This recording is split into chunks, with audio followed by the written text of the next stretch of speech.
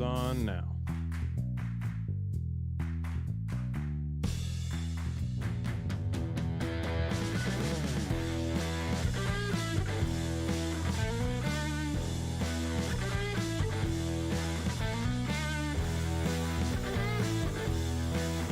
Hello, what's good? Kmac Attack Show coming at you live on a Sunday night. 4th episode in the making. Thank you for joining us. We appreciate your listenership, and we hope that you've had a wonderful weekend. And we're going to have a great show for you tonight. We have a very special guest coming in. He'll be here pretty quickly, but we've got plenty to discuss in the meantime. Trust me, we are not worried about time, nor have we discussed it in length at all. But there is something that just happened tonight. We were talking to Ben a while ago about his relationship and how he and his girlfriend met on Tinder, and I've been trying my luck at Tinder because why not? And I was talking to a girl not for long at all, and we moved to Snapchat because it's just easier. And I was just like, hey, it'd be cool if we could hang out or maybe get coffee or something. Are you interested? And she's like, yeah, I don't know. We live really far away. And I checked back, and she How far, Kmac? lives about 2.5 hours, which isn't terrible. I mean, it's doable. My parents were like 2 hours away when they were dating. But I've again, done 6 time zones before. exactly. So Yeah, but that was like a You special circumstance. You didn't meet Was 6 it time not? zones away. Yeah, you didn't You meet just- 6 yeah. times. Oh, fair enough. yeah, that's very true. But so I was like, okay, that's fine. I mean, we can maybe FaceTime, get to know each other that way first, and I can visit at some point. If that's cool, we can work it out if you want. No response. I check back. It's pending. So I go to check Tinder, and she's not there anymore. And it's just, I was like, okay, sweet. See you later. And I don't know. If I said something, I'd like to know. If I should have done something differently, that's great. That's really how I feel. And it doesn't help date anyone anymore. I mean, we're not going to bars. So it would have been really cool if this worked out. And now she's just erased from existence like eternal sunshine. So Ghosted.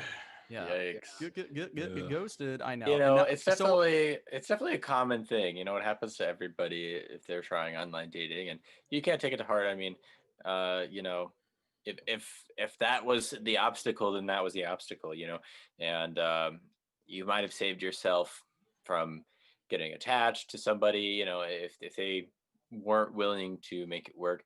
You know, I'm sure you and I and many others would prefer, you know, a more formal sort of, hey, this isn't going to work out. But, you know, after a week or, you know, I don't know, depending on how long, a lot of people just don't feel that obligation. So it's an unfortunate reality, Right. but you can't take it too personally. yeah, you that's know? what I felt, is that it was just not interested enough to pursue anything. And that's not what that wasn't my intention anyways. I was like, it would just be kind of cool to, you know, get to know each other more personally rather than just through a text.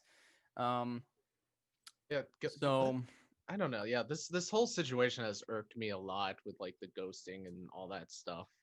Like I mean, I have no experience with ghosting since like of my relationship, like met in person, but like you see this all the time with like whenever you make plans with people. It's like, oh yeah, I'll make plans and but I'm not going to commit until the last moment, and then I'm going to wait for you to ask again, and then Mm-hmm. I'm going to cancel or something. So it's just like this flightiness. Yeah, I mean, even without a relationship, though, Nick, you've probably experienced it. Yeah, Maybe with yeah. one of us, Yeah, not and specifically ghosting, but like that flightiness aspect of yeah, yeah, exactly.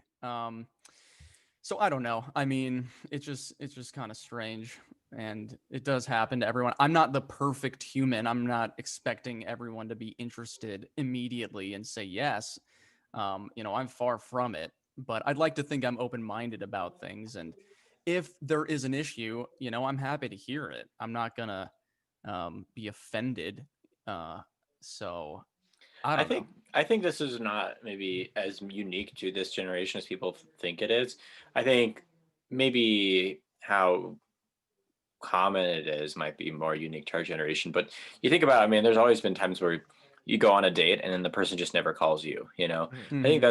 that's kind of how I see it. Like the whole ghosting thing.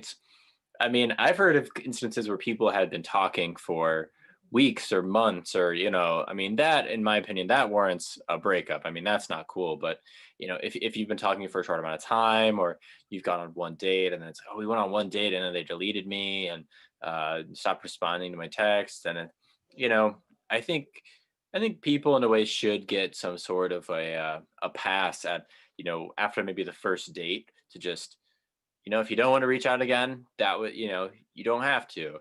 But, Hmm. I think there's a fine line and it's always nicer to hear from somebody that, hey, I'm just not interested. But Oh yeah, and Right. I don't think anyone has a problem with the fact that people like call it off after a date or mhm, like conversing. Yeah, but I think like right now because of the instant gratification of like phones, like you can keep something going. There's no consequences and of any of that. Like you can cancel plans like 5 minutes before or Hmm. whatnot. Yeah, and just When you think about disappear. like yeah, when you think about like like how conversation like how like dates and all that stuff would be, you would plan days in advance. You would set a specific time, and you're the pariah if you miss that because of all of the consequences behind it. yeah, Hmm. I think, I Now mean, yeah. I have had something really similar to what you're describing, Nick, where I had an actual date planned with somebody, and then it was like, "Hey, are we still meeting tonight?" And it was like, "Oh, maybe. Like, let me see what's going on. Like, I'm with friends right now." And it's like, "Okay, well, if we had a plan to go on a date, like, why are you hanging out with your friends?"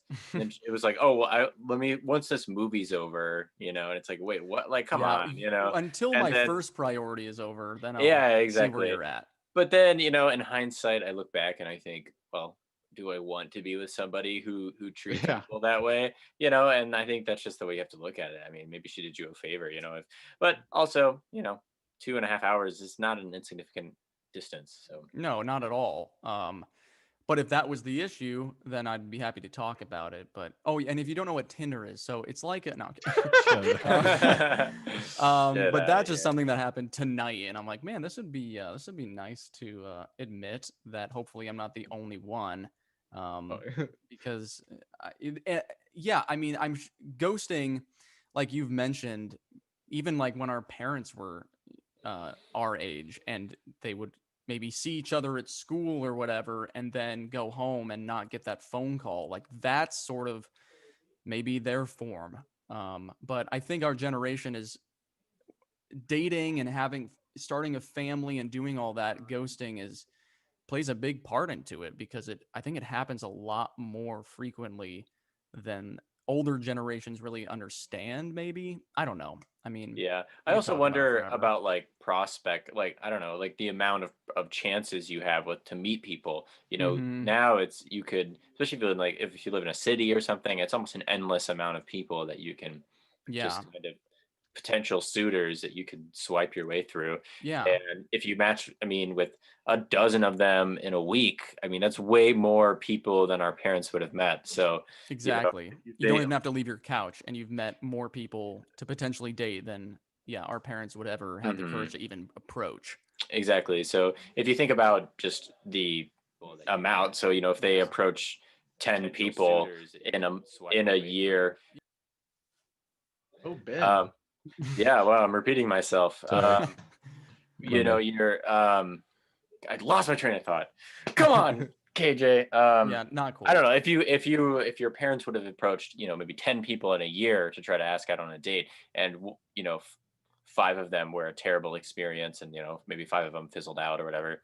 Now it's like you could talk to 50, 60 people in a year, 100 people in a year.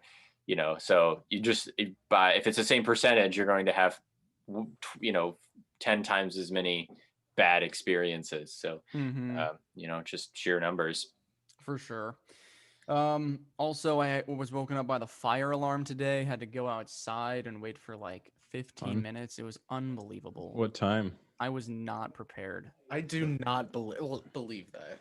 I really wish like this situation was true, that you did not believe that the fire alarm went off. Like I this was situation skeptical. is unbelievable. There were loud Like, noises. I was outside for 15 minutes. Can you believe that? Like I was like in this Nah. weather, I stood outside for 15. I can't believe he didn't see it coming. You didn't expect the fire alarm to come up. You weren't prepared. You gotta always be prepared, man. Absolutely not. Someone's not a The Boy first Scout. time it happened like a month ago, and I was in bed and I just got up and like made coffee while it was going off, and then it went off, and I was like, okay, I guess it's not that big of a deal. And I looked outside and there were tons of people out there, and I'm just in my apartment, like, well, I'm gonna sit down. But this time I was like, I should probably leave. I think that's like the law. And then you But- left. I And mean, then you it's left not the a burner. law. You can Oh, do is it? whatever you want. Yeah, you I just- don't know. Is it a law? I feel like if the fire people don't have to rescue you if there's an actual fire. I don't know. Yeah, if you choose to stay in a burning building, that's on you.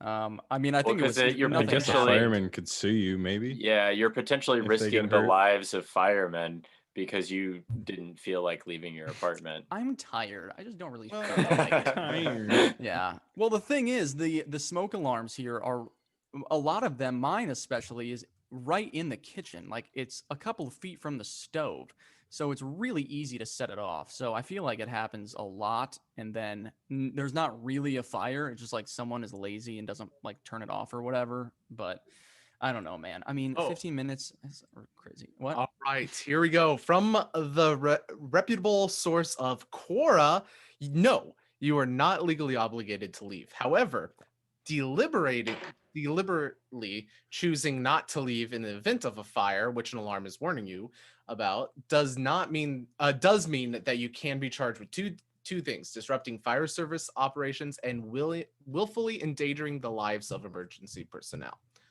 So if it's a deliberate, like, and of course, if you have chronic fire alarms going off, boy who cries wolves, then you get sued and you have a case there.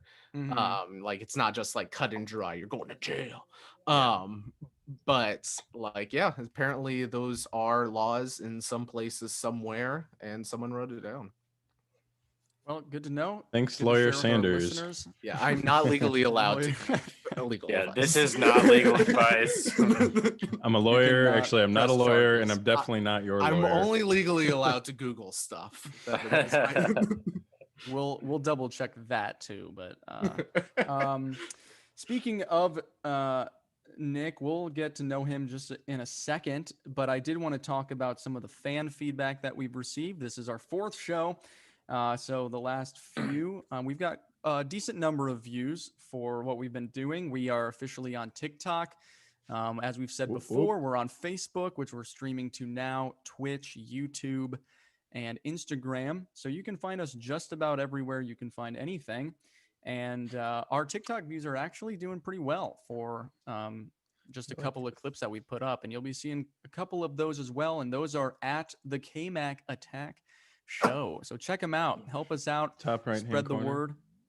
Yeah, we are trending #1 on Twitter, even though we're not on there, which is crazy. We'll be on Twitter eventually. One piece of Sanders has a big feedback. plan for this. I have a big plan for Twitter. Oh. Yeah. Well, one big It's- piece of feedback is those logos on the screen. I heard a lot of people said that looks really great. Good job, KJ, on putting those logos up, putting all of our social Thanks, man. I'll handles up take there. full credit for that. Kmac definitely didn't make the logo. Well, But he didn't put it up. Getting That's it on true. the screen. That's Getting true. it He on the didn't put screen. it up. It looks good. No one would have The no way logo's they terrible, exist. but it's on the screen. That's the part Oh, that's great. amazing. Yeah, that's what's Perfect. great. But if Actually, you no, I notice, like the logo a lot. yeah, if you Yeah, notice at shout the out to beginning, Kmac. yeah, for sure.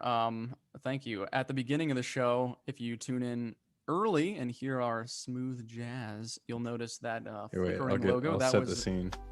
setting the mood. That was all KJ's design. And honestly, I could make the design. I have no idea how to market it or put it anywhere anyone can see it besides just posting it like as an image. So definitely appreciative of the help there. And appreciative of the feedback, because if something looks cool, let us know. And if it doesn't, we'd love to know too. We got some good feedback too about some of the comedy movies we were discussing. And we have a question for you tonight as well. Just hear the lick. The what?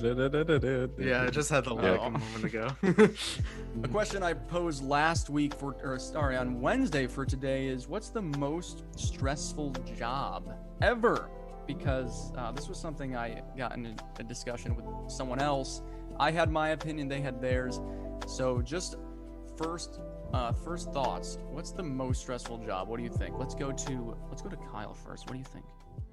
Most stressful job. Oh, I don't know. Teaching sucks, man. If you're talking stress, I mean, taking in like, and I'm sure Kmac, you can relate, but just especially as a choir teacher, just absorbing all the stress of your students and managing like, all the extracurriculars and such. I don't know, it's the most stressful, but off the top of my head, since it's what I do and I've experienced it, especially in the show choir world, my vote's for that. I'll come back with a better answer if you give me a sec.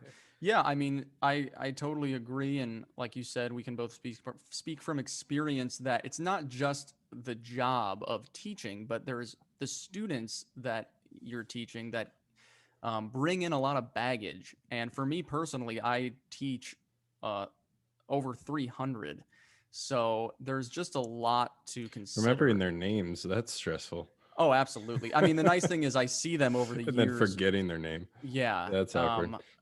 Yeah, the only ones I really have to learn are like the incoming sixth graders. But again, I mean, I it's like a workout just to remember and trying to. I mean, this year was almost impossible because they started in masks, so not really being able to even know who they are. What they Although, look like. honestly, having them on Zoom has been great because you have like no doubt as to what their name is. It's just right that's on the fair. screen. You're It's like, like a name oh, hey, tag. so and so. Great to see Right. you today. Don't have to guess. I totally do hey, that. fart monster. Oh, wait. Wait That's I don't have an. Yeah. Luckily, I haven't had anything ridiculous like that. Like Ashley, and you're like, there's not an Ashley on the roster. Is that your middle name? Right. So I would put it up there. I don't know if it's the most stressful, probably because of summer vacation. You'd be like, that's a huge benefit. Oh, for sure. I could think of another one, but Ben, I want to see what you think. Yeah, I mean, teacher, you literally have the schedule of a child. I mean, if you want to really look at it that way. Oh, I do.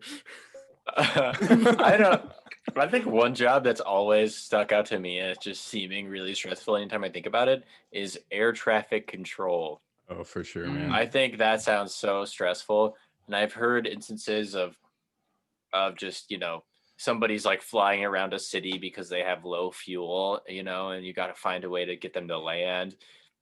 I don't know. And just that whole, well, and just managing all the planes that are coming in. Yeah, even without an emergency, it's got to be hard enough. I mean, because if you make one mistake, it could equal hundreds of deaths. Well, would you consider the pilot then to have the most stressful, because he's the one that's manning? He has all the lives on. Yeah, but the pilot has one plane. The air traffic control is managing the flow of hundreds of planes every, and I mean pilots I know have really specific where they fly for so many hours, and they have to go so many days without flying, and there's all these rules, which Well, I is think it's And there's almost stuff in like that with teaching where you get into like a flow and you learn like the trade, yeah. Yeah, you've got like 200 lives at stake, but like any pilot that's flying for a major airline is trained enough that they know how to handle themselves in a stressful situation. And I'm And I'm assuming air sure air traffic traffic. control, yeah, it's like you're yeah. working just full 8-9 hour days. Maybe you're working overtime, or you're They putting in have extra stuff. days.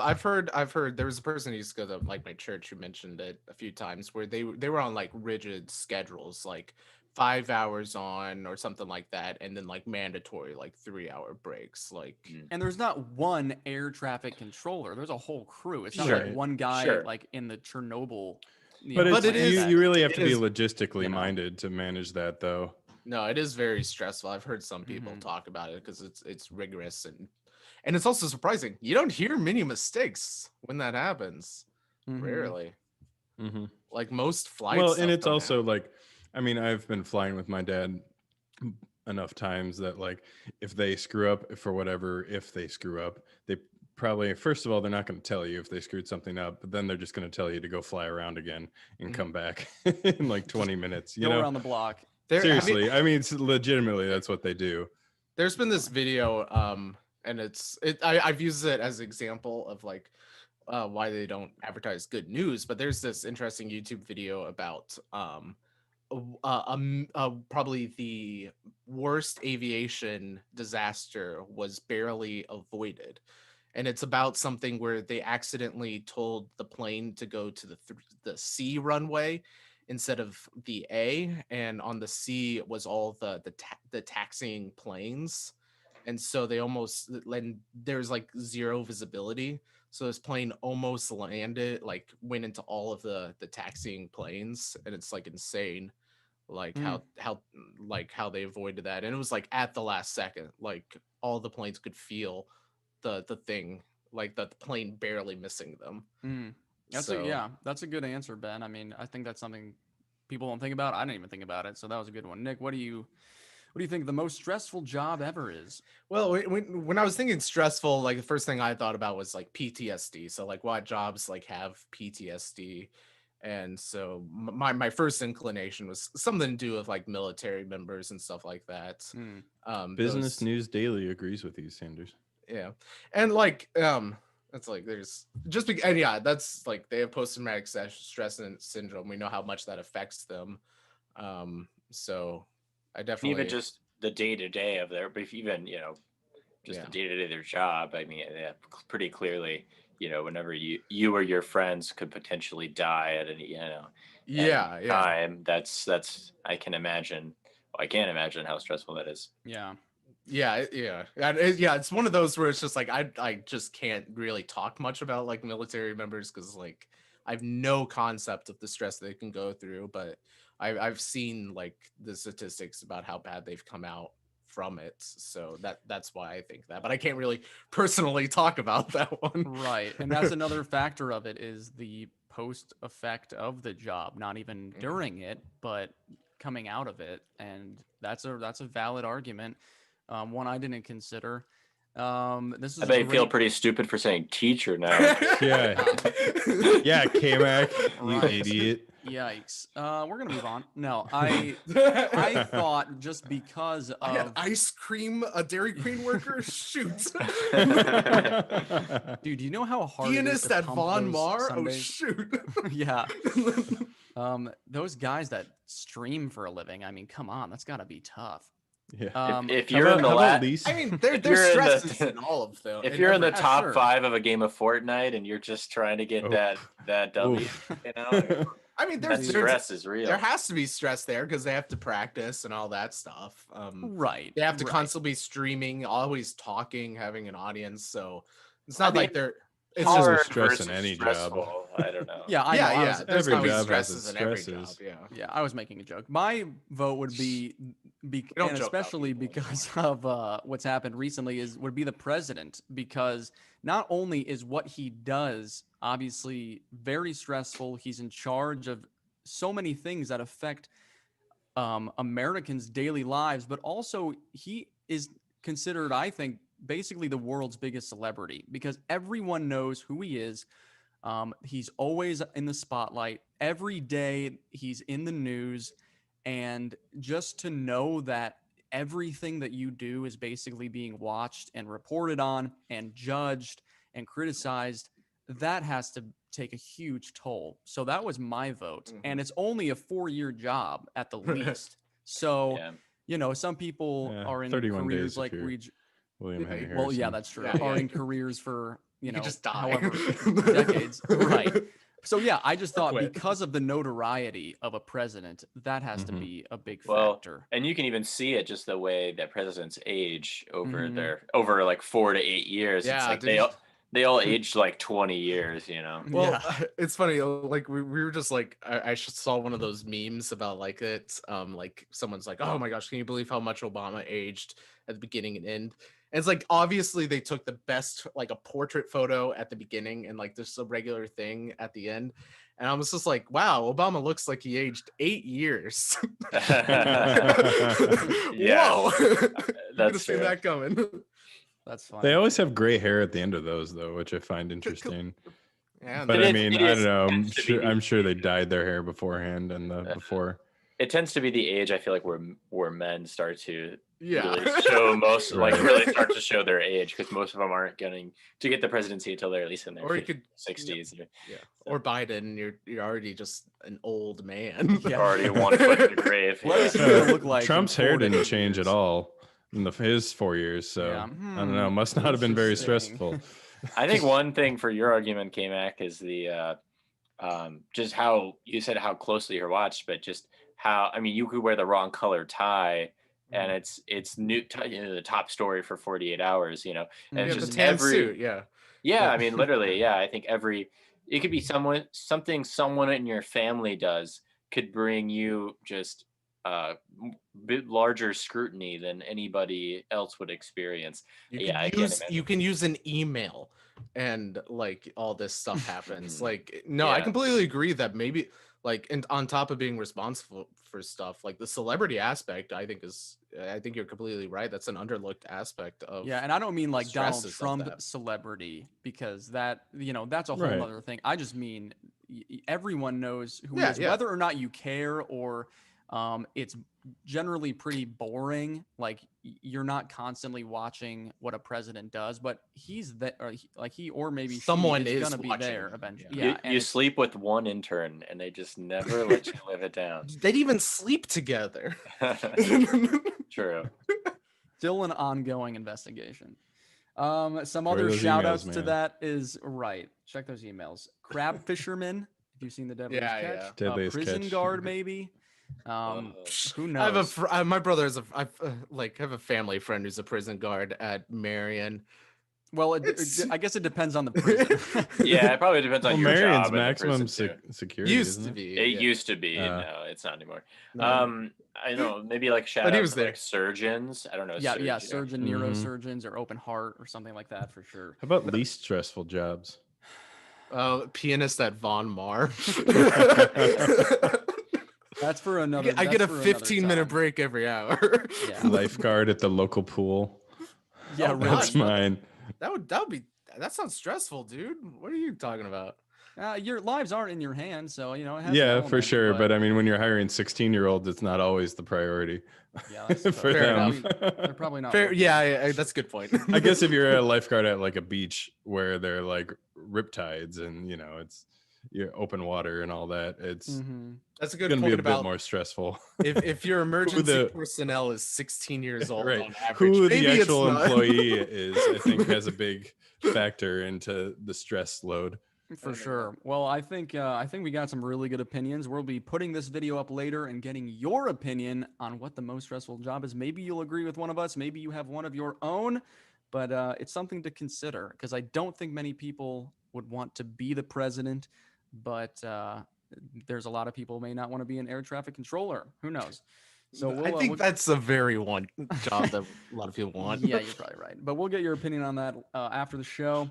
I do want to take just a moment, though, to start our Get to Know segment again. We got to know Ben just a little bit. I think last week on Sunday, and this time I'd like to get to know Nick. Oh So, no. Nick, I just have a couple questions if you don't mind. Um, one, I just want you. I just the first thing that comes to your head. What was your first memory of you and I? What was your first Oh memory of us gosh. together? Aw. First, I honestly Do don't you know because remember something that it, stands it out? it would probably I remember. See, that was the problem. A lot of the like memories I have with a lot of people, especially at SAE, was at the like the plunge and like that first Or night. Rush Week, maybe? Yeah, rush week. And so like I definitely I can't nail down a first memory of you really because like there were just so many of so many people at the same time. Mm-hmm. I like oh, that's hard to it's Kind hard of to just blends pinpoint together. really. Yeah. For sure. Yeah. Yeah. I mean, what is the most memorable thing? Because we go back a ways. We were roommates for a year. What about Milliken Men? Yeah, Milliken yeah, Man, with that's a good one. yeah, college is hard to nail down, I think like first opinions, like or first impressions unless like because we really didn't like have like like a we Yeah, it met wasn't in these some like groups. Yeah. epiphany, like, oh my goodness. Yeah. Yeah, I We get met it. in these groups, so it's kind of hard. But like one of the most Saw Nick fun Sanders and I memories. just did a double take. Who's that guy? Who's that guy? Who's We'll that be playing Fortnite straight together laced later. guy? No, probably the most fun would be those like when we were rooming together and those nights where I just pick on you for whatever reason. Whenever like I'd be having some Bud Light and then you'd be trying to going to bed and I would just Snapchat everything. Like I still like have a lot of those with Snapchats. the They're with the funny. flash light Yeah, on, so it's yeah. yeah. Either that or the one time you're playing Halo and you're like, "Ooh, stick 'em! Oh, ah!" Like That's still on. Oh, that's a classic. I still That's a have great that one. video and I watched it like Absolutely. I once a month. appreciate your the videography that you did back in the day to keep those memories. No, you don't. I didn't at the time, but looking back, I'll admit it. I There we do go. remember you staying up very late playing Civ, and I had to get up early, and your computer light is so bright, and I'm just trying to sleep.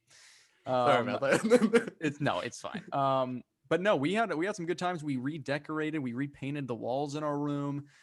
We started a band. Nick is a proud member of Scooby and the Shaggers, and Refuses to rejoin though.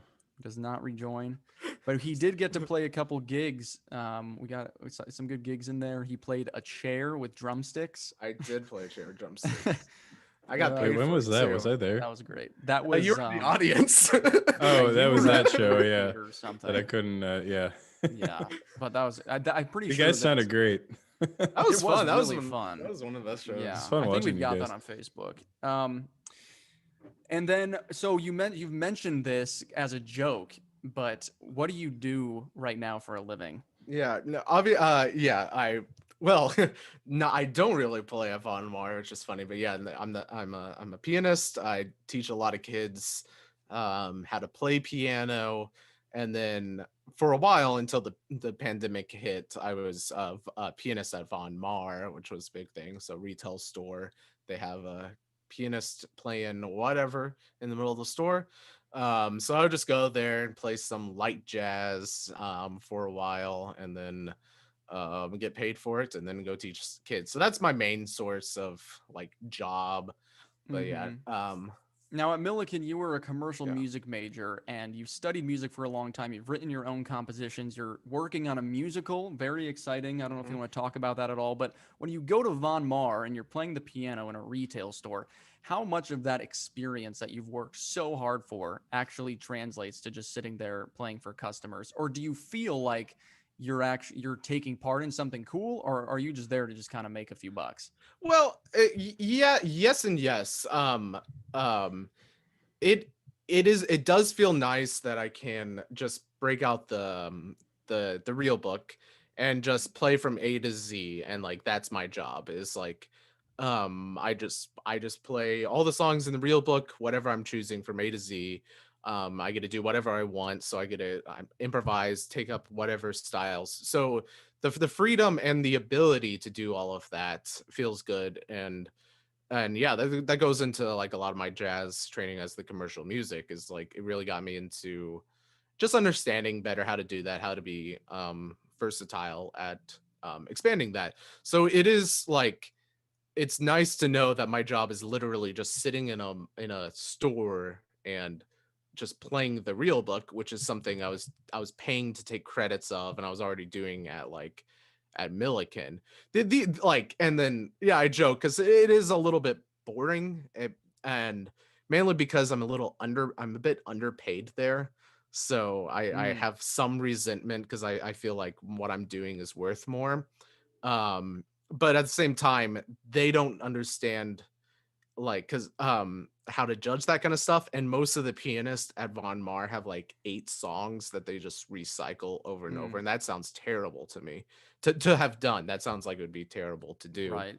Um When is yeah. your shift? If someone wanted to come see Nick, It's typically for, well, obviously right now you can't see me because I'm sure. right now, but it's a 4-hour shift, or whatever. It alternates, but it's typically a 4-hour shift. And yeah, I'm just sitting right there in Von Mar. You just have to find the store, What's right the in the middle. so what's the customer interaction like? Is there any? Do you Yeah, make there. extra money? Well, we don't have any tips. They don't want us to have tips, so I just get paid hourly. But sometimes people do, like especially like in the Christmas time when they hear songs that they know, they tend to put some money on every once in a while, put money on it. But that's just like a slight bonus. Rarely do people actually Mm-hmm. tip. And I don't really like people tip. The most interaction is, oh, thank you for playing. Sounds nice. And every once in a while, someone would have a request. So which I would happily do Mm-hmm. within reason, obviously. Okay, so tell our audience if they were to walk in Von Mar now, and maybe not, or when it's open, things are normal. Um, Whether they see you, whether they see any piano player, what's the appropriate thing to do? And is it okay that they walk up to you and say, "Hey, like nice job," or do you not want to be distracted and just like let me play my music? Mhm. Yeah, I think well, obviously right now I was playing in the Christmas time and I did not like it when people walked up to me and told me, because a lot of times they would take off their mask and speak right into my face. You sound good. So obviously, like, social distancing aside, like I'll take it as if I Yeah. like not social distancing. But no, I think for the most part, most interactions are good. And I think anyone who's ever done lounge piano or stuff, it is an expectation that you'll interact with the people. Mm-hmm. And which kind of goes in back to why I think I'm underpaid, because I'll keep playing as I talk to them. So I'll be having a conversation with them while still playing my song for the rest of the people. So it is I feel like that's a common expectation for lounge pianists to be able to have that ability to hold light conversation while still playing. So for the most part, I've never, like, other than the awkward old man just standing over and watching me too close, I've never really had like a bad interaction. So for Mm. the most part, I think people's like intuition of how you interact with someone is pretty spot on. Yeah, awesome. Kyle, if we can get some light jazz to set the mood while we're talking to Nick, that'd be great. I got my piano over here, you know. Perfect.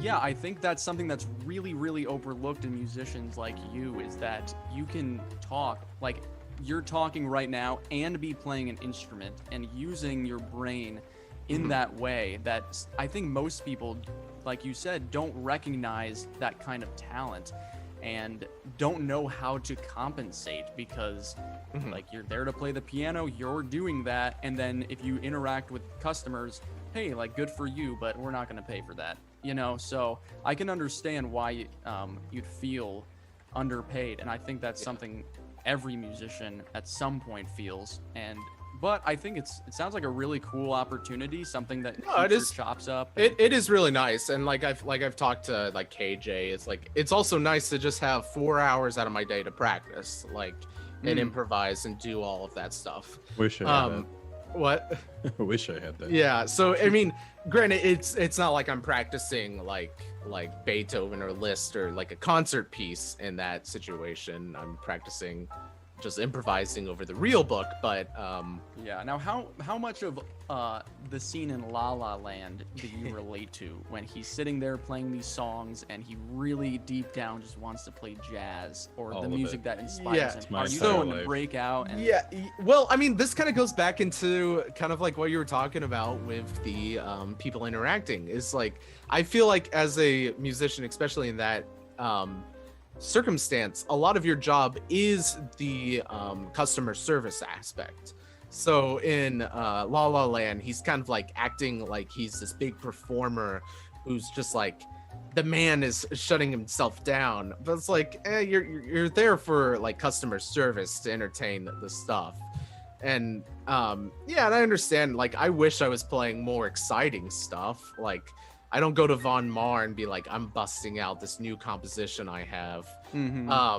I like, sometimes I'm like, I'm gonna bust out this new interpretation, but like, I always have to realize, and I think like when you're in that thing, it's like, I'm not here to make best music. I'm here to fill in sound at Von Mar, which is kind of funny because like the most compliments I get are my least like exciting stuff. It's stuff that they recognize. Yeah. But like, that's why they hire me, is because the people who go to Von Mar, which is a high-end retail store, they want to be catered to and they want to hear stuff that they recognize.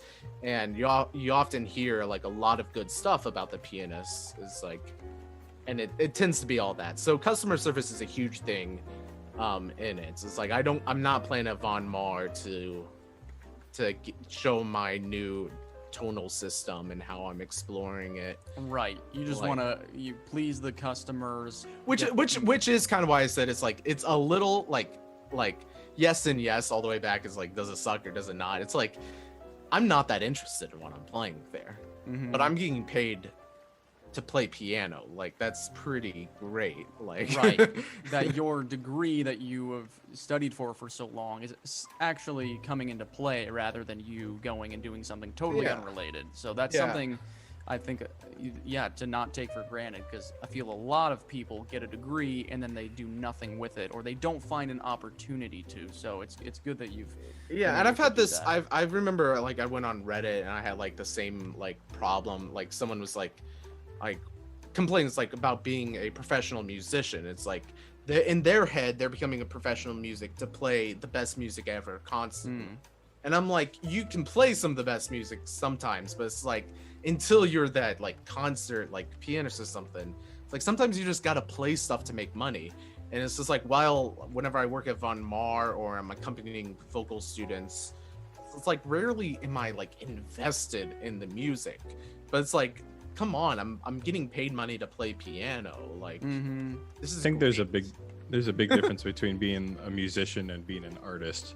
I think those are two very distinct things. Yeah, exactly. It's like being like, I say like professional like musician. It's just like, it's, a lot of what I get paid for is not this inspiring thing, but it's great. I'm a musician. I'm being creative, and I'm doing all that stuff. Like at Right. Von Mar, like it's all me. Like, there's hardly any music in front of me. It's just the melody. Right. But Yeah, that brings me to my next question: is what's the most stressful job? Is it a musician or an artist? I can tell you the most stressful piece of piano I've ever played. Sure. I was actually watching a video yesterday of, it's that really cool piano where you see the guy playing his fingers, but then it also has the things coming down. Oh yeah. And The it was Rousseau like- kind of videos. Right. It has, it's like the top 10 most difficult piano compositions. And it was Uh-huh. just so interesting to not obviously listen to, but also to visualize. So yeah, I use that guy's. I think you're like, there's that Rousseau guy. He's Yeah. probably the most famous. I used him for piano students like a lot of times. Okay. Because he's not the best pianist, but he's really good at demonstrating that kind of stuff. Most stressful piece I've ever played though is not like the most difficult one. It was Webern's piece for 9 instruments. And the reason why it was so bad is because like of all the crossing, it's atonal, so I can't like predict the pitches that I'm about to play. The volume, the dynamics, and articulation changed every single note. So I had to highlight my music, like which one's going over, which one's going under, and it's impossible for me to I didn't know the piece that well, to really tune in, like, am I out of tune? Am I not? This is 12 tone. It's hard. And like, I was sweating through the performance. I absolutely, like, I enjoyed the piece, but boy, did I hate playing it. Like, it was so stressful. And if you're the piano is the most important instrument in the 9, so I was just like stressed out of my mind. And it was, Where'd you perform that? Was that at grad school? Yeah, I was at grad school, and it was for the like least attended performance, but like I wanted to play the piece well. And my friend was putting together like the stuff, so like and then of course like being the piano in this piece, like if I'm off, everyone is off. They don't know what they're doing, and so like, just so I didn't waste their time, I was having to play. But geez, it was Sure. Pick our waiting room. Yeah. Well, thank you, Nick. We appreciate you filling us in on what you do, how we know each other. I do have a couple more questions for you at another time, but right now we have a very special guest. He is about to join in. So, Kyle, if you can get those timpanis ready, please. Our special guest just timpani. joining us this evening is from Millikan University, our alma mater. His name is Dr. Casey Watson. Dr. Watson, how are you tonight? Doing great. How are you, Kyle? I'm doing very well. Thank you so much for being here with us. It's great to see you again. It's been a really long time. You might have noticed I've watered my hair a little bit. Yeah. But you look like you're doing well. I see you're in your home. What room is that? That is my bedroom / office. Okay, so are you been working from Yeah. home this whole time? Do you go into the office at all at school? Yeah, I do go into the office sometimes. There are still some in-person classes at Millikan.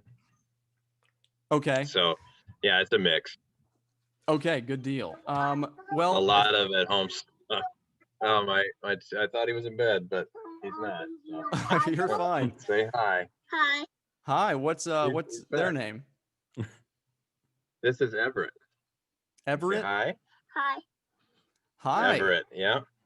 Awesome. And he's 2, you said? That's my water buddy. Well, yeah, he's 2.5. Okay, that's awesome. Yeah, he's yeah, he's a good little guy. Okay, say bye-bye. Bye-bye. Bye-bye. Thank you for tuning into the Kmac Attack Show, Everett.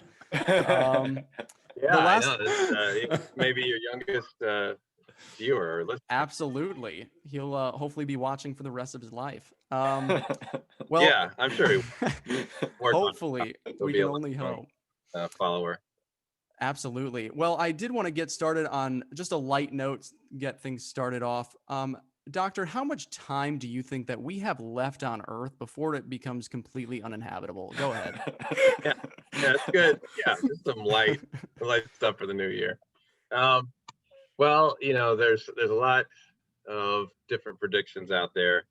I would say, you have Greta Thunberg and those folks on the extremely pessimistic end. So I'm not quite there, but it's such a complex problem because if you let's say you remove more of the ice, then the Earth is less reflective, absorbs more radiation. So that sounds bad. That sounds like it's going to heat things up. But with the ice melt into the water, depending on how fast that process goes, there's something called I think it's the Hayline. I should just cheat and look online, but this is real talk now. So it's something like that word. I'm not an oceanographer, so I can't remember, but the northern halcyon current or something like that. It's part of the flow in the oceans, and if that gets too cold, then that drastically cools the climate. So it's difficult to say. So then the ice melt would slow down, and then you wouldn't flood everything. So as far as the flooding goes, that I'm not sure about. I think it's too complicated to make a firm prediction like a decade or 2 decades or 3 decades. However, the CO2 levels, I think the science is very clear. So the CO2, the methane, all the greenhouse gases are going up. The problem with those is even if you absorb enough into the oceans, so let's say, you have a bunch of CO2 in the air, the way that CO2 gets scrubbed out naturally is by rain or some form of precipitation. So you absorb the CO2 in the waters of the planet, and that has been happening, for a very long time, but it's escalated dramatically since the Industrial Revolution, and now the CO2 levels are so high that it's damaging to the top of the food chain, Mm. plankton, and all that good stuff that keeps us all alive, makes a lot of the oxygen. So that acidification, the addition of the CO2, that's a huge problem in the waters. Mm. So all of these carbon capture technologies, though. So see, on the flip side, so now I'm going to give you some optimism again. So on the flip Oh, that side, there wasn't are tons of these optimistic. carbon. I'm kidding. Yeah, I mean, I can change gears. That was low optimism. Now go to high optimism. Oh, please do. There's all these carbon capture companies Mm-hmm. that are finding ways to capture CO2 out of the atmosphere and turn it into something useful. Okay. So if that and there's a significant upswing, and there's an economic benefit to those companies, and entrepreneurs are starting to see that. So if that continues, then maybe we can siphon out enough CO2 to keep from killing ourselves. So okay, having said all that, I'm going to say 3 decades if we do absolutely nothing. Okay. So if So we continue with the current level of carbon capture, we have the current level of CO2 emitting vehicles on the planet, and CO2 emitting businesses, factories, things like that. 30 years, and then okay. it's going to be trouble. Now, are you Yeah. hopeful that perhaps with the new administration that just came in, or with people that have been so influential, like Greta Thunberg, that we will make a change that will allow us to be here longer than 30 years, or are we just kind of stuck? No, I think we're going to make it. So with the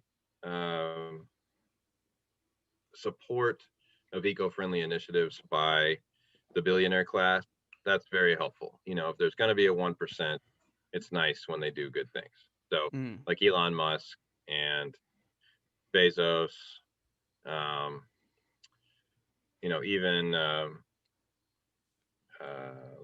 anyway, there's several Sure. in that group. But so for instance, the whole Tesla initiative, and I think that company really popularized electric vehicles again and made it more cool to drive. And so there's an upswing in those.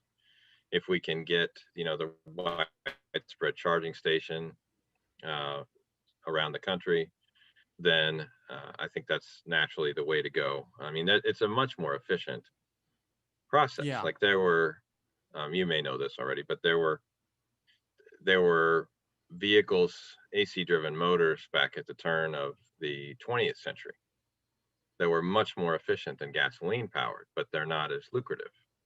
Mm. So, the oil companies, oil baron, JP Morgan, those guys, they backed the petroleum based vehicles, and Henry Ford, of course. But now, if you've seen these tests, like a Tesla SUV will take on a Maserati and smoke it. Mm. Right. So the engines, the performance of the engines are pretty impressive. So anyway, that's having that mm-hmm. that Go cool ahead. factor, I think is helpful, because then if we're not emitting CO2 with all of our vehicles, then that's a big help. All the carbon capture initiatives I mentioned before. The new administration, I think, is much more eco-friendly than the Trump administration. So all those things will help. Right. And I think, and you probably would agree that these eco-friendly options aren't as lucrative. So we are hesitant to drop the petroleum and fossil fuel route because we, as consumers, we just want the money. So even though in the long run, when we have these kinds of electric vehicles and these carbon capsules you were talking about, we're not going to be billionaires because of it, but it would be more worth it just because we would actually have a planet to live on and use these things later rather than take the short route, just get the money. And I think that that's the problem I've seen, is that there's a lot of, I mean, in politicians in particular, that they just want the money and they're not looking at the long run, because that's just how it's always been. So I think you'd agree. Oh yeah, for sure. The election cycle is a lot shorter than the best time frame for planning. So Right. that's the big deal. For sure. Yeah, Well, we need to have some foresight out at least 10 years. mm, But something that gives me a little hope uh, on that front as well, in terms of long-term planning, investment in science, is the reinvigoration of the space race. You know, it's not like the Cold War level, but you know, a lot of the countries are going back to the moon. A lot of countries are talking about going to Mars or Ceres, the largest dwarf planet in the asteroid belt, and things like that. And you know, there's clearly an economic motive. The first company that mines asteroids will be the first trillionaires on Earth, because you can get ridiculous amounts of platinum and palladium and all these other precious metals and things like that. But all of the technology that comes out of the space program has a profound impact on us. I mean, if you look at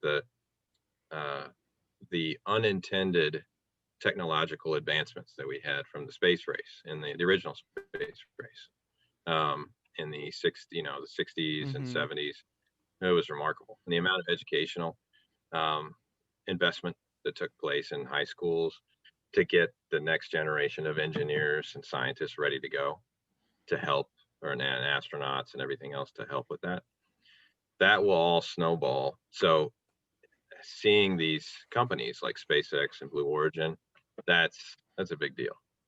So sure. Yeah. I think Yeah, that I appreciate your outlook on the environment, and this does really bring up a point that my co-host and I have been talking about recently about space. And the reason we have Dr. Casey Watson on right now, he is the chair and the head of physics and astronomy at Millikan. Is that correct? That's right. Okay. Well, good. Did my research. And he and I know each other pretty well. I had him in class, as well as Ben and Kyle here on the show, with Planets was the title of that class many moons I was in Stars ago. and Galaxies, but No it's pun whatever. intended. Yeah, Stars and Galaxies. And No, that's good. We have a mixed bag. Yeah. Absolutely. Just off the top of your head, do you remember Ben and Kyle? Ben and Kyle. Oh, I remember all you guys. That's what teachers have to Yeah, say. you right? made me that card for my appendectomy. Remember? That's right. Let me see if I can get that up. Oh, is that what that was for? I remember you making that, Kyle. Oh yeah. Dr. Watson no. and I have a very an appendectomy. It was Woof. spectacular. Oh man. Yeah. Did you have appendicitis? Was that what that was? Yeah, I remember when that happened. I was messed up. I thought it was a stomach ache, and I walked around with an exploded appendix for 2 weeks. Yeah, I remember you were out of class. You were out of class for a long time, and we were like, "Is he gonna come back, or is this woman gonna be here?" Yeah. Like, I really liked what I was learning, and then all of a sudden you showed up again, and you're like, "Hey, not a big deal. I had surgery. I almost died. This is what Mars sounds like," and you just went right into whatever we were doing, and it was like, "Okay, good to see you again." So the show must go on, Kyle. Yeah. That's right. And thankfully, I personally, your class was one of my favorites, if not my favorite. Even though I studied music, I have an interest in space that was helped a lot by your class, being able to look at the planets more in depth and understand things, and also just have that camaraderie with you really helped. And I'm going to share my screen right now. So everyone can see what I'm talking about. This for a long time. Did you make this on Paint? This was actually a creation by Michael Lambton. There it is. Oh my If everyone can gosh. see that. Yeah. And Oh no. It's beautiful. Yeah, yes. I haven't seen it in so long. Well, I was going to ask you about that because when I showed it to you, you responded, or I gave it to you physically, and you sent me an email where you mentioned you had framed it. Is that still the case? Yeah, no, I think I in my office, but not my home office, my actual office. Right. Well, if it's Yeah, not I somewhere I for will. Yeah, everyone to see, then I'd be very maybe disappointed. maybe I'll find it and I'll bring it on a future show. That would I'll be show. awesome. Oh, I'd love to perfect. see Yeah, the that the was true. frame that you chose. If it's not solid All gold, right, I'll hold it up. Just put him on the spot like that. right? Yeah. Well, I do know Kyle. I Yes, did familiar. we did enjoy a dinner together, and again, I just really enjoyed learning, and Yeah, going that's up to right. the observatory was excellent, and that's one of the biggest things I miss. But that does bring me to my next point: is I mentioned last show we had why Mars is important to study, but there was an article about what Mars sounds like, and I just thought that was just kind of uh, unnecessary. Why do we need to know certain things about Mars? Is it inhabitable? Is it necessary to try to go there and live? And I think you would agree with me that it's not.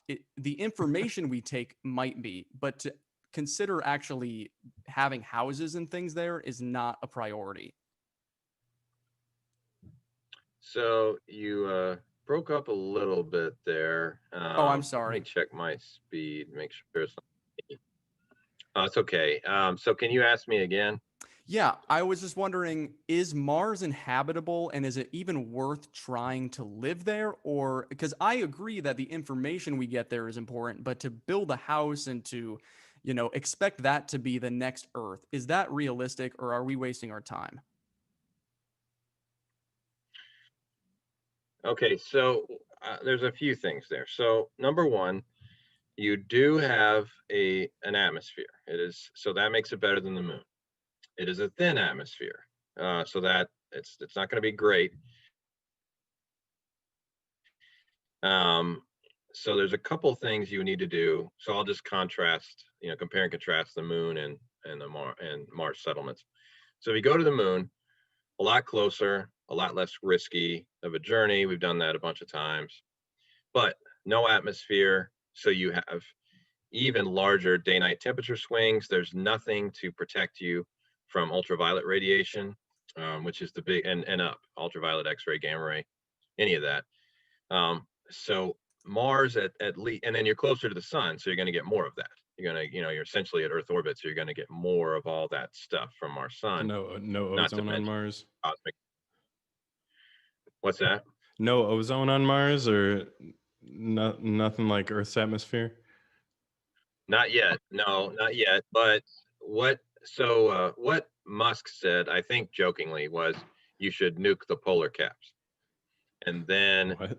you release all this water vapor. Water vapor is also a greenhouse gas. Okay, but then of course you have all this radioactive fallout, and it wouldn't be inhabitable for a very long time for that reason. So I mean, I think he was joking. But if you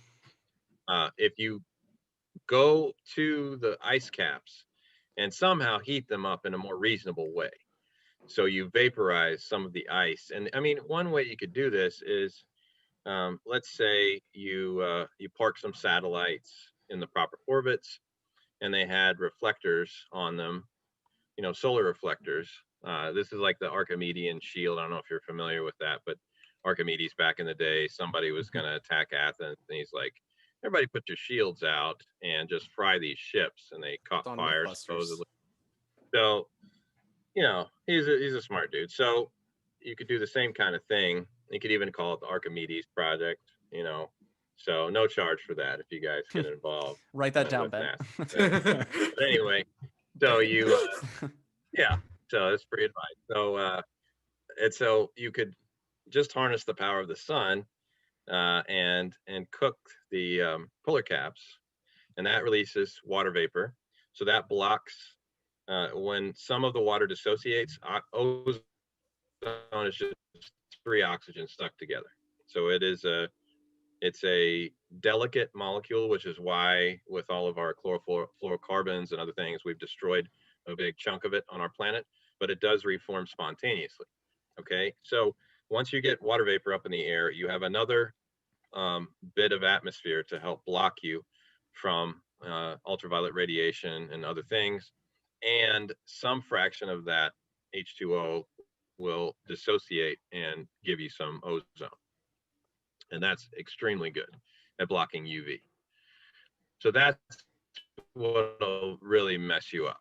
I mean, out at that orbital distance, you get about a fourth of the sun's radiation you do on Earth. But you get, right now, if you go outside, well, not right now, but if you go outside on Earth on a sunny day, the ozone in the northern hemisphere, at least, the ozone will block, say, 99% of the UV. That 1% will still give you cancer, right? So if you don't have anything and 100% gets through, or some, whatever, 90%. So even though you're only getting a quarter of what you get at the Earth's orbit, if still all of it gets through, or almost all of it, you're done, right? Unless you are always wearing all this stuff. And of course, at the beginning, you would need to wear all this protective gear so you don't freeze to death anyway.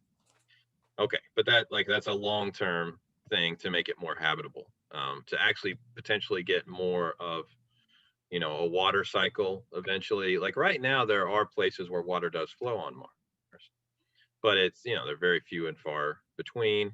There are layers of permafrost all throughout the planet where you could melt some of that water, with some means, solar collectors again, or something else, get some water flowing. So I think it's possible to make some habitats, but so for long term to get, an atmosphere where you could actually go outside unprotected, I don't know. I mean, if it's possible at all, you're probably talking thousands of years. Even if you make massive investments, do all the right things. Right. So in the short term, in the next few decades, you're going to have to build, send some robotic missions, build some domes, get some plants in the environments so you have enough warmth, you have enough sunlight, you have enough water and nutrients. That's the big thing, the mineral nutrients in the soil. Like the soil is just crap. I mean, it's just rust. It's basically, that's why it gets its red color, right? So you don't have all the nice mineral mixes.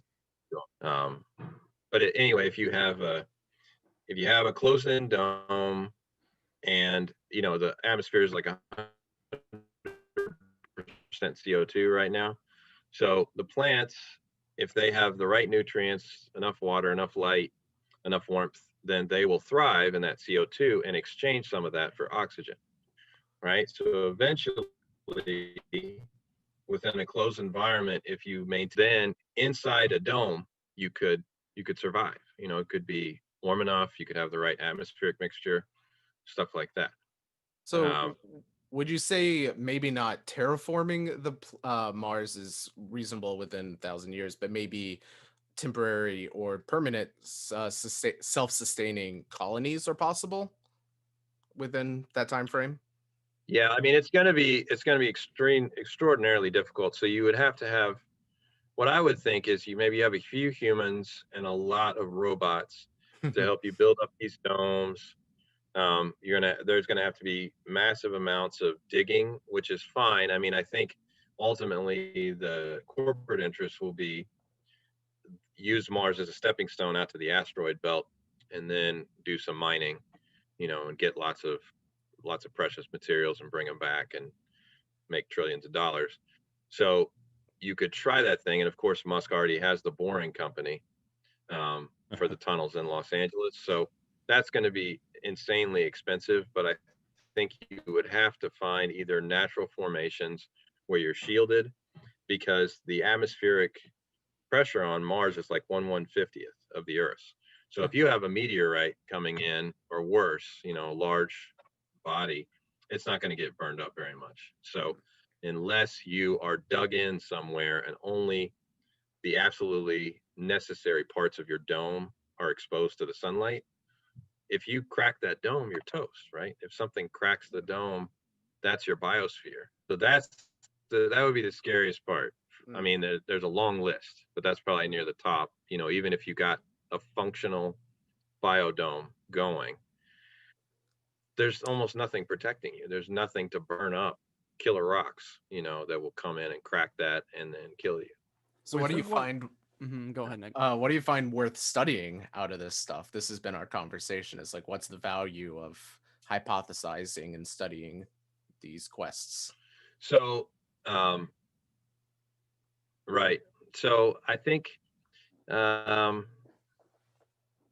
a tough one for me. I don't feel that explorers, you know, I don't have any Vasco da Gama or Columbus in me, I guess. I don't want to go out there physically. I want to do that in my mind and think about these things, but and study that way. But I don't really have that burning desire. But I think you know, a decent percentage of humanity does. So I think it's just sort of human nature. So to them, to that group, that is the explorer group, you know, that has that drive, then I think that's just the next natural step. You mentioned to become a spacefaring civilization. Yeah, you mentioned something earlier, and this kind of goes into what Kmac was talking about how the space race helped like invigorate this scientific endeavor and education and stuff. And I would say to Kmac's question, like a lot of our explorations into Mars could possibly have the same stuff. And we talked about the environment, and we're also talking about terraforming Mars. So I can see a direct overlap about how making self-sustainable colonies is totally applicable to making more efficient farming and stuff like that here on Earth. So that would be my argument. So I think, yes, right. All the unforeseen technological offshoots you get from the space programming, we have a huge list of cases in point, like you said, and like we talked about earlier, from the Apollo race, you know, the race to the moon. So I think I totally agree with you. I think that will come out of a race to Mars as well. And that's an excellent point. The sustainable environment. You have to be perfect, right? You have to recycle all your waste, all your water, your air. You have to do that perfectly, you know, forever, as long as you want to stay alive. If you are in a sealed biodome, you know, you're basically in a ship still, even though you have some gravity and you don't have, you know, you have some advantages being on that planet. So I think, you know, you're going to get all those side benefits, and that will help our civilization move forward. So if you can learn how to live on Mars, then you can learn how to live much better on Earth and maybe take care of it better. So that's probably as good an argument as any. Sure. Now, if we wanted to go to Mars now with the technology that we have, how long would it take for us to get there? Several months. Like 18 months or something like that, or 21 maybe. It's a long time. Yeah. It took to get to Jupiter in 2000. Yeah, I think it's like it's at least 6 months, even with the most optimistic, you know, propulsion speeds. Well, that confuses me because in the movie 2001: A Space Odyssey, it only took them 18 months to get to Jupiter. So that was 20 years ago. Quite so. historically accurate.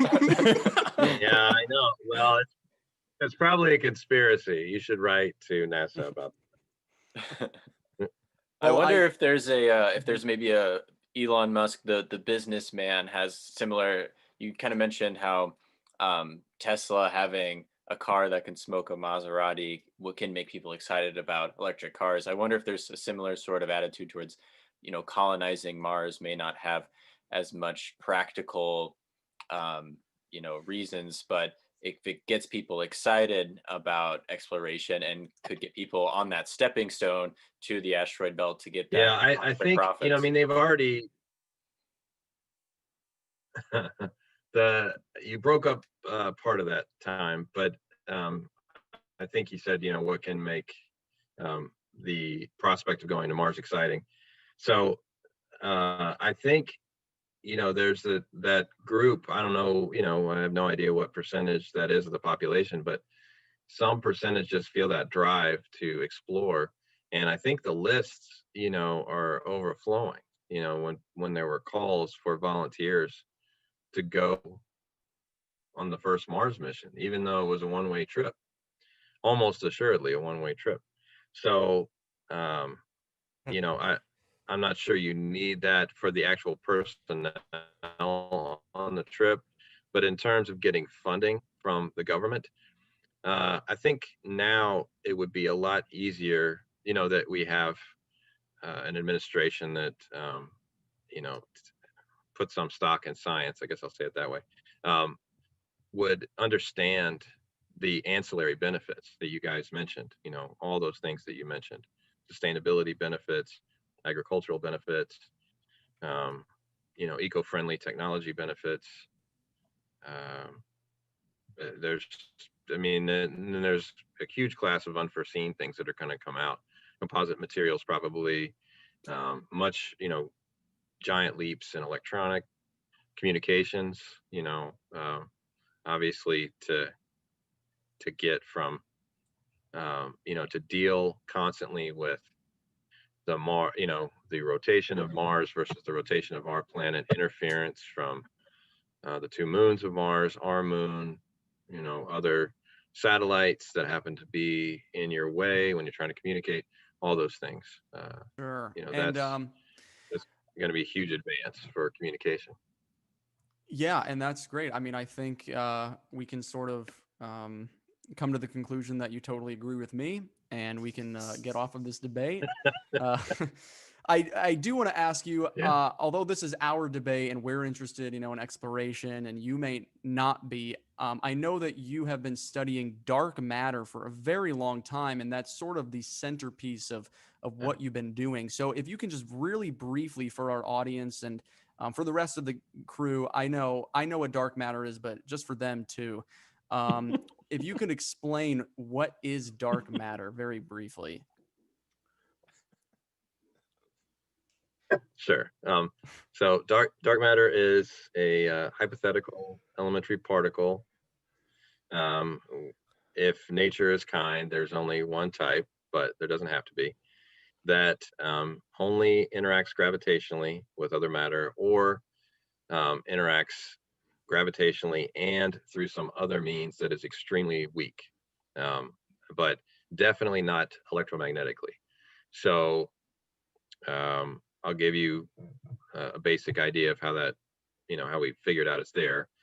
So when a galaxy forms, the matter, as gravity compresses it, it will heat up and radiate away excess energy, and then it will be able to collapse further. And it will continue to do that until it reaches some sort of configuration like a spiral galaxy disk or an elliptical galaxy, kind of a blob shape. And then the dark matter, being incapable of doing that, will retain a large spherical or ellipsoidal shape out far beyond the visible part of the galaxy.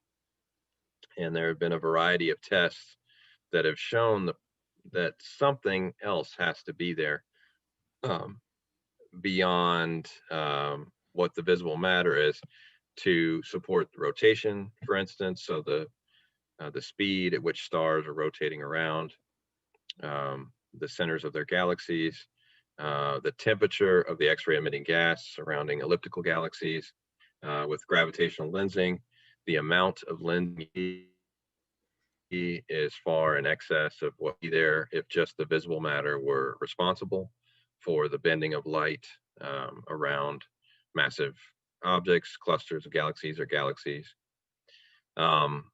Okay, so that's kind of a brief overview. I think the best visual demonstration of the presence of dark matter is with something called the bullet cluster. So I don't know if I'm allowed to share my screen, but I can show you. Yeah. Yeah, you should be good. You have the capabilities, but you're not allowed. We have some censors on this show. Okay, well,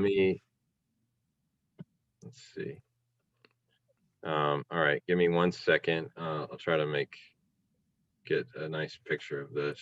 Sure. And again, we're talking to Dr. Casey Watson, the chair of physics and astronomy at Millikan University. You can tell he's a pretty smart guy, and we just appreciate him taking the time to enlighten us about the future of our world and other worlds, such as Mars, and why it is completely out of the question that we ever go there. And my Whatever, hypothesis Kmac. was 100% correct. And sort of his study on dark matter, which is sort of above most people's heads, I think. And so, do you have that up ready yet? You can share I whenever am you want. almost there. I decided just to go. Any- Okay, yeah, I decided just to go. Okay, let me go back. All right. Any moment now, we're about to see a picture of dark matter. He has a really good camera. All right, you guys Costs a see lot of this? money. Yeah, looks good. It's about 12 megapixels. That's all you need. All right, can you guys see this? Yeah. We're getting a whole lecture tonight. Okay. All right, so I thought this would be easier than just going through and No, for verbally sure. explaining everything. So here's what gravitational lensing does. So there's a distant galaxy, and there's some big group of a cluster of galaxies, some objects with a lot of mass. Then instead of the light rays going out in straight lines above and below, this object, they will get curved back around because the space will be curved by the mass of this object in its vicinity by general relativity. And so then when somebody is looking back at this galaxy, they can see through the cluster. The cluster is mostly empty space along a line of sight directly to it, and they'll see this real galaxy, but then they will see this image, because if you extrapolate back along this line here, you will see a virtual image of the galaxy here and here. And if things are perfectly lined up, you will actually see infinitely many in a ring. It's called an Einstein ring. All these virtual images around the real That galaxy. sounds vaguely familiar from class. The amount of lensing that you get and how bright these images look depend on how much mass is here. So you can count up how much mass is associated with what you can see, and it's way too feeble. Its gravitational effect is too tiny by about a factor of 10 to cause this. So that's one example of dark matter. I think you just cut out. And so here's can you my repeat that favorite, last the part? bullet cluster. Okay. So the amount of lensing that you see requires about 10 times more matter than what you can view. So there's a lot more or there. what you can count up that would be normal matter, like what we're made of. Mm-hmm. Okay, so now here's my favorite, the bullet cluster. So one small cluster of galaxies is going to the right and one is going to the left. They merged millions of years ago, and we get to see the aftermath. And so the ordinary matter, when it passes through and collides the large gas clouds, they're going to heat up and produce high energy radiation like X-rays. So that's what you see false colored in pink. Okay, now if the ordinary matter is all there is to the story, then the gravitational lensing signal should peak. It should be strongest right on top of this pink, this pink radiation here, because this is the ordinary matter. But that is not what you see.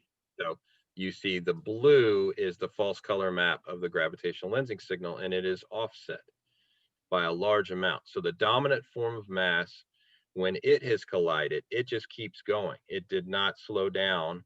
So remember, this piece came through the large cluster. So this blue over here is the majority of the mass. It is not emitting X-rays. It did not get heated up. It did not slow down. It just kept going. And so it does not interact in any way like ordinary matter, like collections of atoms like us. So this shows the dominant form of mass in clusters is completely different in character than ordinary matter. So that's my favorite demo of dark matter. So And how long? now the question is, well, Mm-hmm. what the hell is it? Mm-hmm. Not ordinary matter. So that's so I'm trying to study. In the past, I've done research on that, on the particle nature of dark matter, and then I did not succeed, yeah, because I haven't won the Nobel Prize or anything. But I gave it a shot, and then more recently, I've been trying to figure out the nature of how dark matter halos form. So, is the central density more of a spike at the middle, or is it more um, uniform with what's called a dark matter core? So that's a huge debate in the structure of dark matter halos right now. So I've been working on that for a while. How long would you say that you've been studying dark matter for?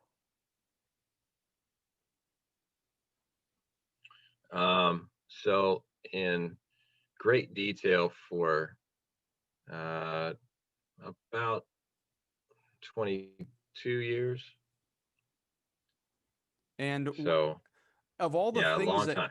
mhm, oh, yeah, oh, Yeah. for sure. Almost as Kyle's almost as old as that. How um, much would you say of all the things that you've learned about and studied? Because you teach astronomy, astrophysics. You also teach quantum mechanics, which I find really interesting. And I just want you to take a couple hours now to explain that. Um, Yeah. I, Okay. but of all these things, and this is what I find so ironic in a way about you, is that when we took you or had you in class and took your class, that you understand all these things and are able to explain them in great detail, um, provide these images for us and make it understandable. And yet you had to lecture a lecture hall of 30, 40 kids or so, trying to get them to remember the order of the planets. And I just find that ironic that of all these incredible things you're just stuck in this room for, an hour. Okay, it's Mercury and then Venus, guys. Okay. So I really appreciate what you've done tonight and while we had you at Millikan and explaining that too, because there's, like I said before, I'm really interested in all that. And um, it's crazy to think that for 22 years that you have been studying this. And I'm sure at sometimes you don't even feel close to understanding it, right? I lost you there. Sometimes what? Sometimes out of all the time you've been studying it, you feel like you haven't even scratched the surface. Oh, all the time. Yeah, that's what I like about it. Yeah, it's like an onion. You just keep peeling back the layers. Mm-hmm. But every layer, there's more questions. Sure. So that's what I enjoy about science. We think we'll have something in the bag, and then usually that's about the time you don't really know what you're talking about at all. Something else will come along out of left field and surprise you. And that's what Absolutely. makes it fun. Yeah. Yeah. Well, I know Kyle had a question for you if you want to give him to that now. Yeah. How much time do we have? Yeah, Should how I go much for the long one? yeah, how much we don't want to keep you forever. I'm sure you've been up for a while, so Yeah. Yeah, maybe a few more minutes. I'm happy to talk to you guys. It's fun. great. Well, I've been a fan of SpaceX for a while. I've been Yeah. following them since ever since they started with like their Dragon and Starship programs and all that. But I know like Elon, he's like, and SpaceX in general, they've received a lot of flack for their Starlink program and how it affects like Uh-huh. astronomers and research. I was just wondering if you had any experience or you could talk on that point at all, like if it's disrupted your research or anything or any of your colleagues. or if just like the presence of satellites in general. Yeah. Yeah, usually, for astronomers, satellites are good. It's another mission going up there to look for stuff. But yeah, honestly, I haven't had any of my colleagues have take issue with it, or not to me anyway. They haven't talked to me about it. Sure. So no, I So know I've what just you're heard a talking lot of about, stuff though. in the I've media seen- though, because it's like, what is it? Yeah. Something like 1,200 Right. satellites is the eventual goal to create this internet network, Right. essentially. Yeah. Uh-huh. Yeah. So I don't know. I mean, most of the stuff he does, it sounds audacious, but then, he'll go out and do it, or get close to doing it. So right now, I'm just kind of interested to see how it will develop. I'm sure he'll take it in small steps, like he's done with the SpaceX, go in very clear delineated stages. For sure. And maybe get a few dozen and slowly add satellites and see what happens. Now, So, I've heard a lot of people claim for you to be America's Elon Musk. Would you consider that yourself? me? No. Yes, Dr. Watson. No, he's in America. What are you talking about? Is he in America? He's not South an I American, think African. though. Elon Musk is He's South America's African, Elon though. Musk. It's an African American, but Yeah, people too. I know we're a melting pot, Kyle. Gotta welcome people like Elon Musk. Well, he's not The American. American version of Elon Musk is Elon Musk. So Oh, news to me. Yeah, immigrants aren't American. Kyle Oh my- McCardle. No, but yeah, honestly, We're gonna Elon clip Musk this is so not hard. it's not an Yeah, I know, American man. name to me. yeah, he's stuck in the It's last going on TikTok. administration, buddy. Okay, It's I'll, a Dutch name. right. Okay. Well, I'm learning something new tonight. Dark matter was something I knew all about already, but this is updated. Well, Oh, Yeah. good. Well, why? I mean, you should have chimed in. Oh, no, I wanted. help me with my. No, he wanted to hear your Yeah, opinion. this is all about you. Oh, okay, all right. Well, I don't want to keep you. Did it agree with? Exactly. Did it agree with your findings, Dr. McCardle? It did. I do have some discrepancies. Okay. We'll talk after the show. Oh, okay. Yeah, please I- send me an email. I don't want to keep you much longer. I really appreciate you coming onto the show and enlightening us about the environment, talking about Mars and exploration, giving us a free lecture on dark matter, something that I'm sure many of your students would envy right now that we're getting it for free. And just taking the time, because I'm sure you're very busy, staying up very late, looking at the stars. That's what you have to do. But as usual here at the Kmac Attack Show, we do love games. So would you mind sticking around for a few more minutes and playing a little trivia with us? Yeah, sure. I'll give it a shot. All right, we'll see. And just Yeah. you've taken an IQ test, I'm sure. Would you mind? What is your IQ? Oh man, What are you asking, dude? It was a Question number long one. time ago. Yeah, so it was in elementary school, and I don't know, maybe I think it was like 50, maybe. Was that Oh, I'm- 260? Sounds all right. Yeah. No. Yeah, no. Nope. Well, we'll Yeah, test I that out think it right was- now. I mean, it was a long time ago. All right. Well, we'll give you Okay, all right. sort Oh of man, one right now. press So on. you're going to be our first contestant. This is a little Okay. trivia about the planets, because that's why you're here, and that's how we sort of got So introduced to you. So Nick has graciously offered $1,000 if I you win have. tonight, and he's going to be answering after you. And just give us your best answer as quickly as you can. Hopefully Okay. you can hear me okay and it's not too delayed. All Are right. you ready, Dr. Watson? Do I need to go Yeah. off? Or... Yeah, Nick, please go off. Here, I'll put him in the waiting room. Okay. All right, let's do it. All right. all these answers are one planet answers. They're all different planets, but the last question does require multiple names. Okay. And the clock will start after the first question. Which Okay. planet has been nicknamed Thor by the ancient Germanic tribes?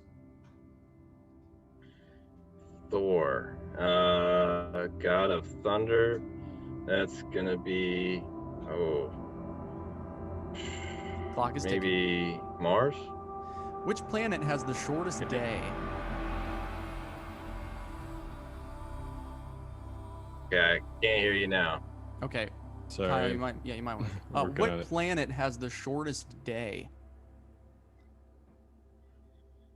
That is Mercury. Which planet? Oh was wait, are you solar day or sidereal day? You choose. Could be a trick question. I'm choosing solar day. Okay, it still is. It still is. I had to think about it. Okay. All right, I'm ready. Which planet was the first to be discovered by a telescope? That would be Neptune. Which planet is named after the Roman messenger to the gods? Mercury. Which planet is the black hole nearest in the movie Interstellar? Oh man, I haven't seen that. Oh my goodness. Oh, I know. All right, I'll just take a guess. Okay, I'll take a guess. Jupiter. I don't know. And finally, list the order of the planets alphabetically. Okay. Earth. Oh man. Earth. Let's see. Jupiter. Mars. Mercury. Neptune. Uranus and Venus. Okay, that's time. Just Pluto is a under, dwarf planet, doesn't count. correct. That was just under 30 seconds. Nicely done. Now, when I mentioned the shortest day, what was it, solar or That's surreal? Earth, right? Sidereal, but I confused myself. It's got to be Earth for solar day, because the other I think Mars spins a little faster or a little slower, and it doesn't. I think it's 24.6 hours for a solar day on Mars, and then Mercury has the shortest year, which is related to its sidereal day, but that's not what you asked. So what if I It said should have been Jupiter? Earth. Pretty. Does Jupiter have the Has shortest day? Oh yeah. I don't know because it spins. Let's see. Oh yeah, because it only takes 10 hours. So even though it's like 11 times the circumference, but it only takes 10 hours. Yeah. Blew that one. Okay. Yeah. That might cost you. Yeah. Okay. Well. Yeah, it probably will. That's okay. All right. Good to know. Test your knowledge here on your feet. We're gonna bring Nick in now. You can stay on with us and see how well he does. Well done. Okay. Yeah, I want to see how. Try not to spoil any. Nick. Oh can you no, hear us? I want to see. I want to win. Okay, a lot on the line. Nick, $1,000. That's a lot of days at Von Mar. Are you willing to give that up? Oh, I thought it was 1,000 V-Bucks. I thought I made that clear. Oh, I did not. Okay, Dr. Watson, just under 30 seconds answering these questions very fast. So you've got some stiff competition. These are questions all about the planets, Nick, and every answer is a single planet, except the last answer will be multiple. Okay. Are you ready? Guess so. Here we go. Okay, the clock starts after I read the first question. Which planet has been nicknamed Thor by ancient Germanic tribes? Jupiter. Which planet has the shortest day? Shortest day. Mercury. Which planet was the first to be discovered by telescope? Uranus. Which planet is named after the Roman messenger to the gods? Mercury. Which planet is the black hole nearest in the movie Interstellar? Black hole. Oh, Jupiter. Saturn, I List don't the know. order of the planets alphabetically. Oh gosh. Earth.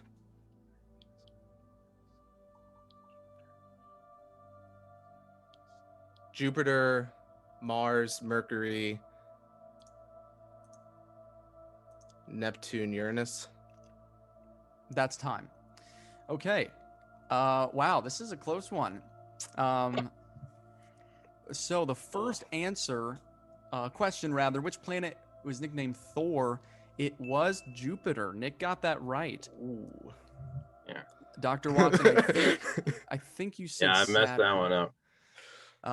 Does that I sort said Mars because Jupiter is Zeus in the Roman pantheon, so I thought that would be Odin. But those crazy Norse guys, they're like, no, that's Thor. So Don't have much Right. time. all right, so yeah, I Okay. just didn't know that one. sort of a I quick skipped question? Venus.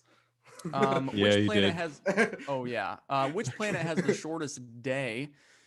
Neither of you got that right. Excuse me. We had a little discussion after that with Dr. Watson. It was Jupiter, which only takes 10 hours, is a typical day on Jupiter, which we will be But inhabiting. isn't it just like gas? Like, how do you determine? Well, right. It just orbits. wherever Or that big dot is. revolution or whatever. It's Yeah, called. that big old dot. All right, which planet was the first to be discovered by a telescope? Nick, you got this one right. Is Uranus. Dr. Nice. Watson said Yeah. Neptune. Yeah, Dang. that was the first one predicted. That was the first one predicted by astrophysics. I Yeah. see. Okay, maybe that was my Screwed fault. it. Which planet is named after the Roman messenger to the gods? This one went to both of you. It was Mercury. Very good. Very well done. Which planet is the black hole nearest in the movie Interstellar? Now, the fact that you haven't seen this yet, Dr. Watson, tells me you may not be qualified for your job. Is that true? You have to see this movie. Yeah, It'll blow your I mind. mean, I've got some questions wrong, and I haven't seen Interstellar, so yeah, I'm probably a little plus tenure now. Right. Thanks. No. This might Yeah. go to the board. We won't tell the president. Yeah, that's right. Highly recommend the movie. It was Saturn, is where they had to travel to, which who knows how long in that 2000, close. yeah, in 2001 it's Jupiter. So I think they went with Saturn because that's what's in the books. Oh, I see. And finally, list the order of the planets alphabetically. forgot You were Venus. both really close, but you forgot planets. Yeah. Dr. Watson, I think you forgot to say Saturn. And Nick, you forgot to say. I forgot Saturn as well. You forgot Saturn and Venus. I think. So you didn't even name all the planets. Spelling is Yeah. so hard for me to Yeah. begin with. Again, that's not anything I'm sure that you wasn't need to fun. know. Yeah, but that was just one that I thought I'd That was a good one. test. So that I think that was fun. I have another whole set of questions, but we can do that next time. And again, Okay. we really appreciate you taking the time to enlighten us, share your knowledge and expertise. And is there any words of Nick definitely was the winner tonight, Dr. Watson. Yeah, got it. So- Well 1,000 done. V-Bucks. So you don't win the 1,000, but you also do not have to pay 1,000. So that's Oh, that's the okay. plus. Well, that's a We're good deal waiving for the me. entry fee. Right now. Oh, thank you. This is my first time. Only the first time. Next time, No, be next time prepared. it's real. Okay. right? All right, I'll be ready. For sure. Now, before you leave us tonight, do you have any parting words of wisdom? We've talked about the future of our planet, the carbon capsules, what Mars might be Capsules. like. What do you have for our listeners, for America? Go ahead. I would say invest in science. Talk to your, Congress people. Invest in science. Now we're on TikTok now. So what would you say to our people in China? If you get some of that sweet thorium power, don't be too stingy with us. Nice. Got to share. Okay, excellent. We'll talk about that next time. Yeah. All right. Yeah, Lot- thorium's a big deal. So Okay, I'll write that down, and I've got a lot more questions, so hopefully you'll join us again soon. Dr. Watson, thank you so Okay. much, and have a great night. Thank you. all right. Thank you guys. Thank you. That was Dr. Casey Watson from Millikan University, the department chair of physics and astronomy, talking to us, taking about an hour of his time to discuss our environment, what we can do to live longer on Earth than just 30 years, because that's what he projected, only 30 years left if we stay where we are, which is kind of terrifying considering He we'll said be like, do nothing, not stay where we are. He well, said- right. Okay, true. But that's, we're 55 by then. So hopefully that's we figure out something. Talking about Mars, that was a big discussion we had. If it's worth inhabiting, I think he agreed it's worth studying. That the Oh my gosh. I'm serious. so This full is of He what, makes really. He was talking about this on Fortnite today. this is what this is a big deal, man. This is what he talks about. But this is the counter effects of learning new technologies to get there would help us, which I thought was really interesting, a really good point. But in general, I mean, to be honest, I think he agreed. I don't think Mars it's going to be happening anytime soon. The question wasn't, was it going to happen? Is it worth investing in? I think it was an unambiguous yes. Well, okay, Yeah, then I guess I think investing he enough agreed. to inhabit. That was, I agree, it's worth investing in. Absolutely. I think he said it's probably going to happen. I mean, I did think he not? so. Well, that's what I brought up my question of difference between completely terraforming the planet and having sustainable colonies. And I Mhm. think on that second one, sustainable colonies, I think like to answer that question, yeah, it's possible. Yeah. Relatively soon, as opposed to 1,000 somewhat years of the Yeah, to terraforming. really live there and actually to be able to step outside and be like, yay, like yeah, to not have to wear a bunch of stuff for sure. But I really enjoyed that. I really liked his feedback on that, and it's just crazy that he just has all this knowledge and just comes up with it, all these the time frames for it, the technology, and it's just really loses at trivia.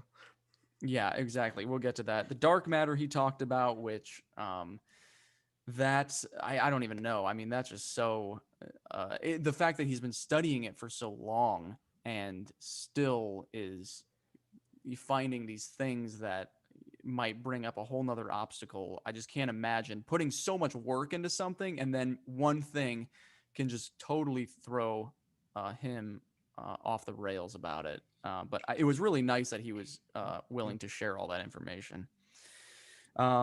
And finally, the trivia. I thought that was a little fun, a fun glimpse at his trivia skills. Even though he did not win, maybe I'm sure next time he'll enjoy some revenge. But hopefully, we'll have a better connection. That's something that I'm sure we'll work on. Is sort of that delay. But again, I think it worked really well. Hopefully, if you're listening, that you enjoyed that.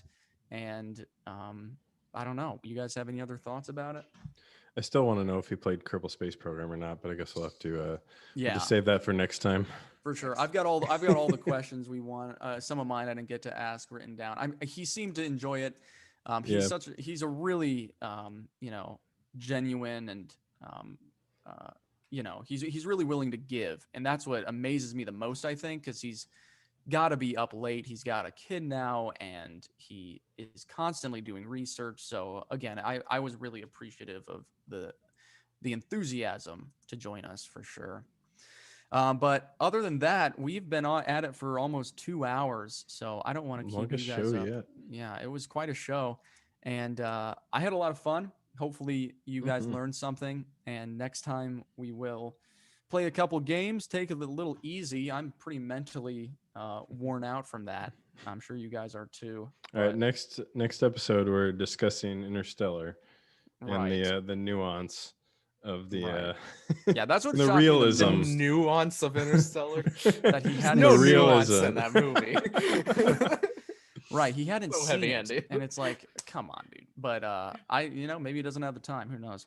But other than that, we got to know Nick a little bit. I've still got some lingering questions for him, and I'm excited to get to know him more. And Kyle mentioned sea shanties, which I have my opinion on. We're not going to talk about that tonight, but it's just like I don't The even know where to new begin. TikTok thing. Yeah, I don't know where to start with that. But Ben, how you doing? You holding up? I'm not really sure why I was on this one, to be honest with you guys. I feel like no, just kidding. No, this is really interesting. But no, I just haven't really chimed in at all, but it's been fun. No, you're good, man. I mean, again, I did not expect it to go that long. I'm fortunate that he stuck with us for the time he did. But yeah, we'll probably keep interviews to Sundays and just keep it that way so we can have more discussions with ourselves, because that's what everyone's here for, to hear our thoughts. But thank you, Dr. Casey Watson. And I think that's going to wrap it up for us tonight. So thank you for viewing. And guys, well done. Way to go. That's going to do it. You guys have a great week and stay safe. Here at the Kmac Attack Show. See you around.